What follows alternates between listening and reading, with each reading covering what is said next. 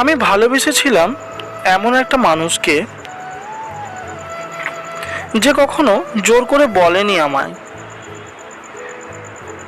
যে তোমাকেই লাগবে, যে কখনো জড়িয়ে ধরে বলেনি যে আমি তোমাকে ছাড়া থাকতে পারবো না,